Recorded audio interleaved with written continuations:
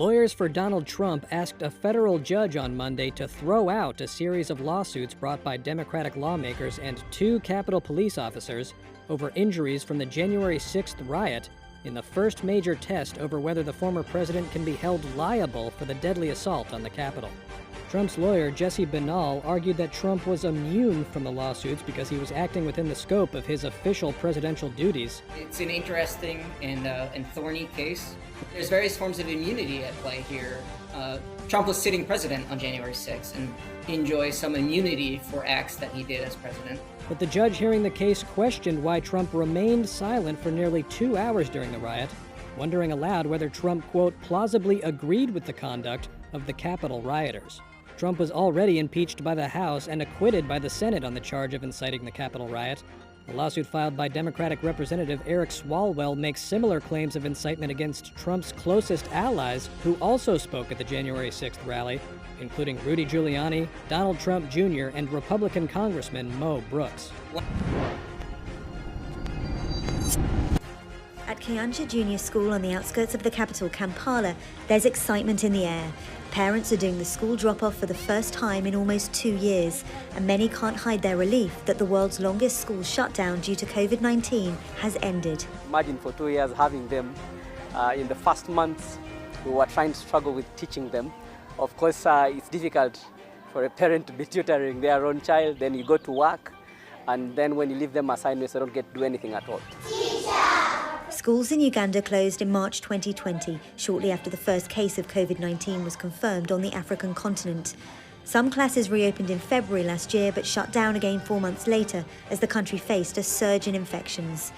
During that time, some pupils started working, others became pregnant. There are concerns as many as a third of students will never return, but that's not the only worry.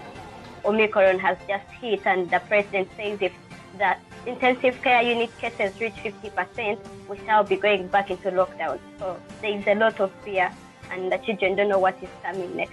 So most of them are distracted and afraid. President Yoweri Museveni credits Uganda's high vaccination rate for the reopening, but has also said some lockdown measures could be reinstated if cases rise steadily.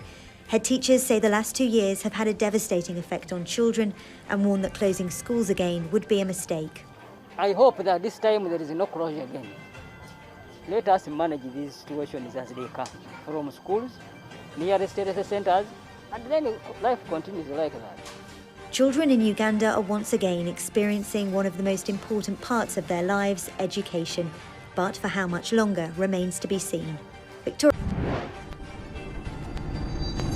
Convicted murderer and real estate heir Robert Durst died in prison at the age of 78, his lawyer's office said on Monday.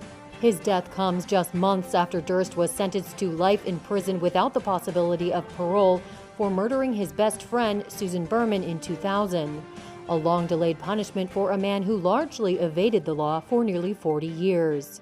A multi-millionaire whose grandfather founded one of New York City's premier real estate companies, Durst was long a suspect in the disappearance of his first wife, Kathleen McCormick Durst, who went missing in New York in 1982. But he was never charged until last November when a grand jury indicted him for her murder. Evidence from the Berman trial indicated she helped provide Durst with a false alibi in McCormick's disappearance. Prosecutors alleged that Durst killed Berman, shooting her in the back of the head because he feared she would reveal what she knew to authorities. Prosecutors say he also killed his neighbor Morris Black in Galveston, Texas in 2001 because Black discovered his identity at a time when Durst was hiding from the law, sometimes disguising himself as a mute woman. But a Galveston jury acquitted Durst, who said he acted in self-defense when he shot Black. Durst even admitted to dismembering Black's body and dumping it in Galveston Bay before fleeing. Recently, Durst had been in poor health and, according to media reports, was hospitalized in the fall with COVID-19. Durst was found guilty 6 years after his apparent confession to multiple killings in the HBO television documentary series The Jinx, in which he was caught on a hot microphone in the bathroom saying to himself, quote, "What the hell did I do? Killed them all, of course."